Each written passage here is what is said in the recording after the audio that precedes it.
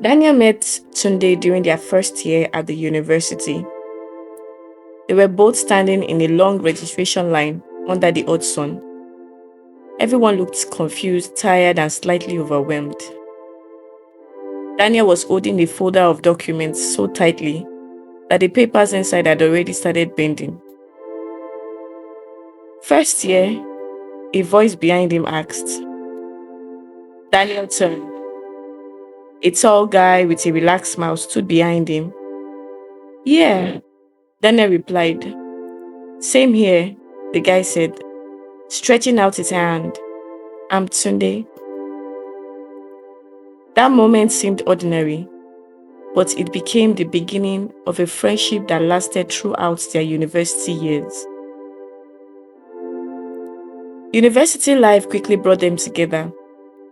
They attended the same lectures, studied in the same library, and complained about the same difficult lecturers.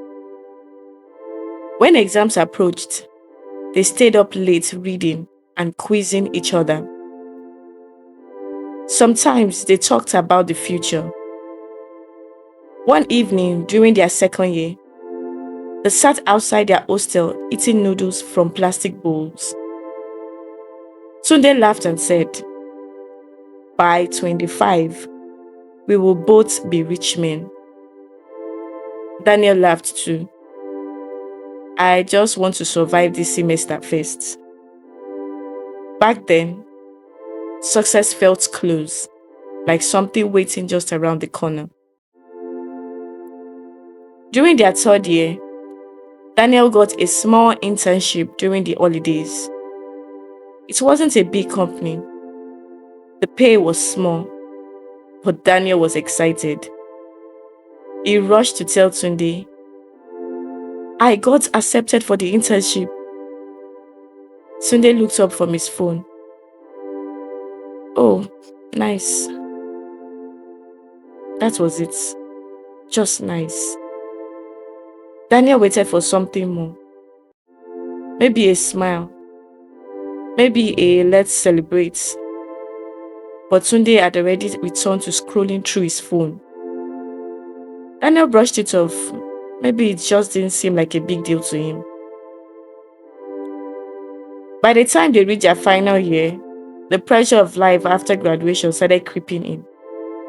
Everyone was talking about jobs, applications, interviews, LinkedIn updates. Daniel began applying everywhere he could. But the responses were discouraging. Most emails sounded the same.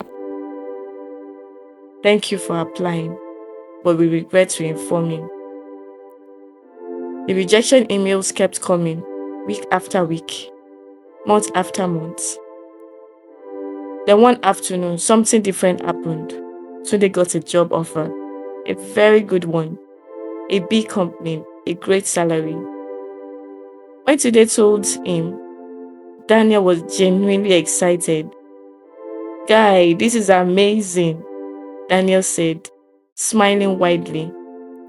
He even insisted they celebrate. That evening, they went out for food, and Daniel paid for most of it, even though he was nearly broke. You deserve this, he said. Tunde laughed proudly. Of course I do. Daniel didn't feel jealous, not even a little. If anything, Tunde's success gave him hope. If one of them could make it, maybe the other would too. But after starting this job, Tunde began making certain jokes. At first, they sounded harmless.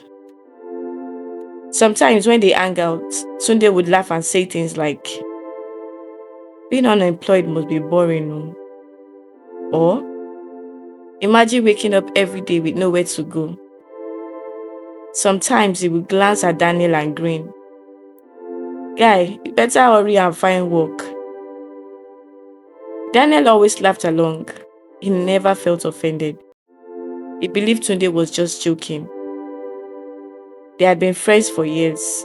And besides, Daniel truly believed his own opportunity would come soon. Then one afternoon, something unexpected happened. Daniel received an email. He almost ignored it. He had received so many rejection emails that opening them had become painful. But when he clicked the message, he froze. A company had invited him for an interview. For a few seconds, he just stared at the screen. It was the first positive response he had received in months. His heart started racing. The first person he called was Tunde. "Guy, guess what?" "What?" Tunde asked. "I got an interview." There was a short pause. "For which company?" Tunde asked. Daniel told him. Tunde chuckled. "You'd think they will actually pick you?" Daniel forced a small laugh. "I mean, I will try my best." Hmm, Tunde said. "Just don't get your hopes too high." Something about that conversation left Daniel feeling strange, but he pushed the thought away. They had been friends for years. Surely he was overthinking. Weeks later, Daniel received another email. This time, it wasn't an interview invitation. It was an offer. He had gotten the job. Daniel read the message 3 times before it felt real. After months of rejection and uncertainty, he had finally made it. The first person he told was his mother. The second person he told was Tunde. They met at a small restaurant near campus. Daniel was smiling the entire time. "I got the job," he said. Tunde leaned back on his chair. "Oh." A brief silence passed. "Congratulations," he added, but his voice sounded flat, almost forced. Then he said something strange. "You know, jobs like that can be stressful." Daniel blinked. "Yeah, I guess. And sometimes they replace people quickly." Daniel nodded slowly. And something suddenly became clear in his mind. Tunde never really celebrated his wins, not truly. Over the next few months, Daniel began noticing things he had ignored before. When others congratulated him, Daniel stayed quiet. When Daniel talked about opportunities, Tunde changed the subject. But whenever Daniel talked about struggles, Tunde became very interested, very supportive, very engaged. That realization hurt more than Daniel expected, because it meant admitting something painful. Some people are comfortable being your friend only when you are both struggling. But the moment your life starts moving forward, something inside them changes. One evening, Daniel sat alone thinking about their friendship. He remembered the registration line during their first year, the late night study sections, the jokes about becoming successful together, and the truth settled in, quiet but heavy. Tunde was never really against him. It just wasn't happy for him. And sometimes that's worse. Daniel didn't confront him. He didn't argue. He didn't try to fix what had already changed. He just simply adjusted.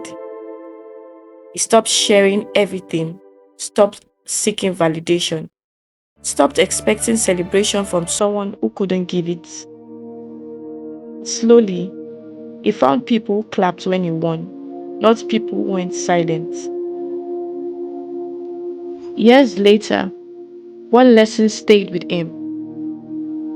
Not everyone who starts the journey with you is meant to walk into your future.